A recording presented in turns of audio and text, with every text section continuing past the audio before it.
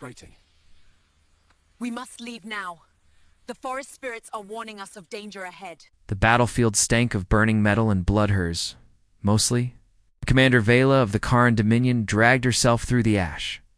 One hand pressed against the deep plasma wound carved across her ribs. Her armor once a shimmering blue-black. Scaled suit hung in molten pieces around her, each breath a blade shoved through her lungs. The Kharan never surrendered. And they certainly never begged. But as she collapsed beside a broken skiff, her vision blurred, muscles trembling. Truth clawed through her pride. She wasn't getting out of this one alive. Through the roaring static in her ears, she caught the sound of boots crunching over. Debris, slow, controlled, not the heavy tread of her own species. Too light, too soft, a human. Vela bared her fangs, or tried to. Only a rasp escaped her throat. "Don't bother," the human said, voice calm, annoyingly calm. "You're bleeding out." She forced her head up, blinking until his figure. Sharpened, tall, dust-streaked. A soldier by the looks of his gear, though not in the standard Terran Coalition uniform too patched to worn. A mercenary, then. Mercenary with a plasma blade in his hand. Good, she thought. This will be quick. He stepped closer. She straightened her spine as much as she could and bared her Throtan old warrior's invitation to a clean kill. She hissed. "I will not be taken prisoner." The human tilted his head, like he couldn't tell whether she was threatening him or giving permission. "Yeah," he said softly. "Not doing that." Before she could process the words, his blade flickered off.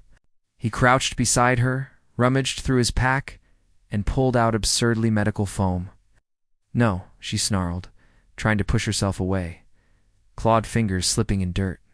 "Do not." A sudden wave of pain crushed her into silence as he pressed gloved hands against her wound. "Hold still," he said, tone stern now, "unless you want the bleeding to speed up." She choked, fury and confusion tangling in her chest. "You dare touch me. I am your enemy. Kill me." "I'm not interested in killing you," he said simply. She stared at him like he'd spoken nonsense. Humans were unpredictable, yes, but mercy on a battlefield for a Dominion commander? Madness. He sealed the wound with swift, practiced motions. His sleeves were rolled up, revealing old bite marks, Kharan bite marks. She recognized the shape instantly. Her kind had tried to tear this man apart once, yet here he was. Why? She rasped. "Because bleeding to death sucks," he said, as if it were obvious. "Also, you don't look like you want to fight anymore. It is not your judgment to make. Maybe not, but it's mine to act on." She tried to rise. Her body refused. He slipped an arm under her shoulders, lifting her gently. Too gently. Kharan warriors were handled like beasts, like weapons never, like something fragile. It unsettled her. "Save your strength," he murmured. "Your unit's gone. Mine too." That stilled her. The entire battlefield was silent now. No screams, no engines. Only wind. She closed her eyes briefly. The Dominion soldiers she'd led proud, fierce, had fallen. The Coalition troops who'd ambushed them were gone as well. Just her and this human. He guided her toward the remains of an overturned lander for shelter. She should have resisted, clawed at him, bitten him. Anything but the world was spinning. Her limbs too heavy. Inside the shelter, he lowered her carefully onto a padded crate, then began scanning the wound again. "Your organs look intact," he muttered. "Lucky break. I do not require your help." "Well, you're getting it anyway."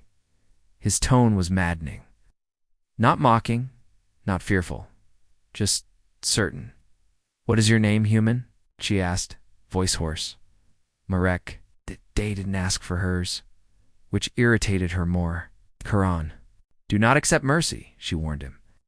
"If you think this earns favor, it doesn't," he said. "I'm not trying to." That stunned her into silence. He wiped blood from her scales with water from his canteen. She tensed at every touch, expecting pain, but he moved with impossible gentleness, each motion deliberate, focused. No one had touched her like that since she was a hatchling. Where does it hurt the most? He asked. Everywhere, she answered weakly. He huffed a quiet laugh. Same, not possible. Humans were fragile, yes, but not enough to fight. On with wounds like hers, and she noticed the burn along his thigh, the gash across his forearm, its blood seeping through fabric. You are injured. Yeah, priorities, you fool, she hissed.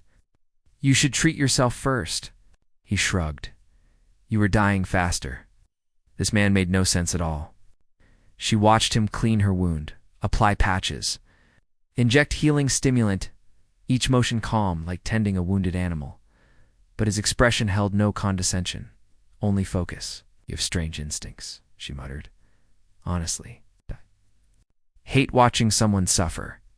Even an enemy, especially an enemy. She had no answer for that. Hours passed. Storm winds howled across the wasteland. Marek sat across from her, sharing a ration pack. He pushed one half toward her. She scoffed. We do not eat human food, and starve. Your call? He didn't press, didn't coax, just offered. After a long moment, she sniffed the ration suspiciously, then took a cautious bite. It wasn't terrible. They sat in heavy quiet, the kind that only survivors shared. Finally, she spoke. Your people hate mine. Some do, Marek admitted. Some of yours hate ours. She inclined her head. True enough. So why save? Me, he exhaled, leaning back against the wall. Because war ends someday, because someone's got to take the first step, and because I've done enough killing for a lifetime. His eyes, brown and raw, flicked to the ruined battlefield. She saw truth there, heavy truth. She shifted, wincing.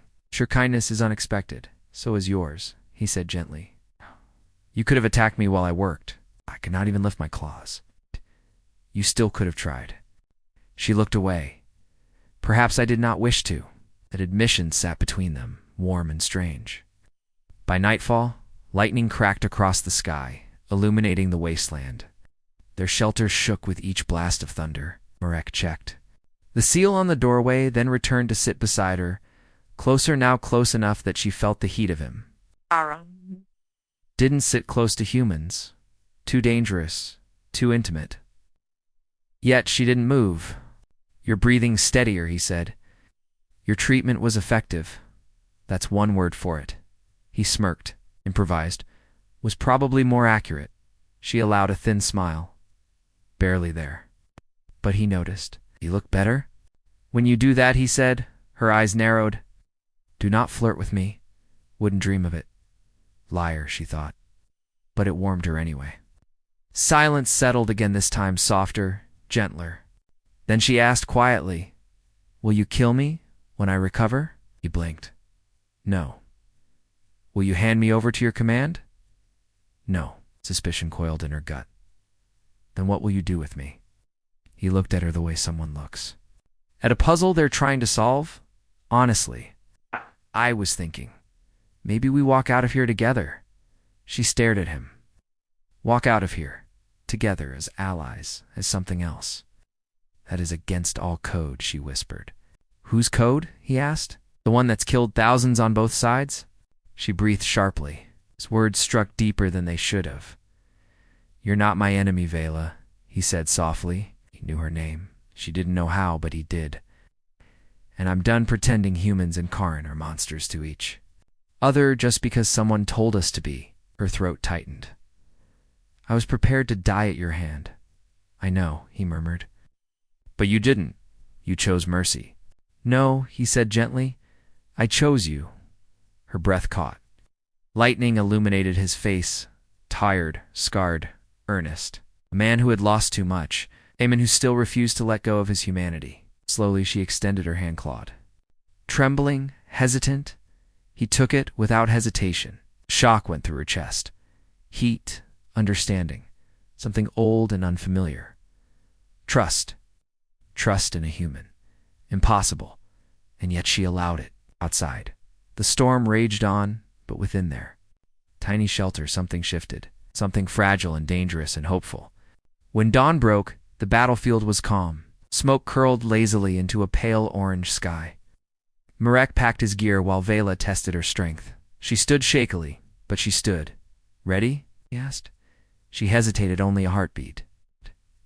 Walk beside me, she said. His answering smile was small but warm.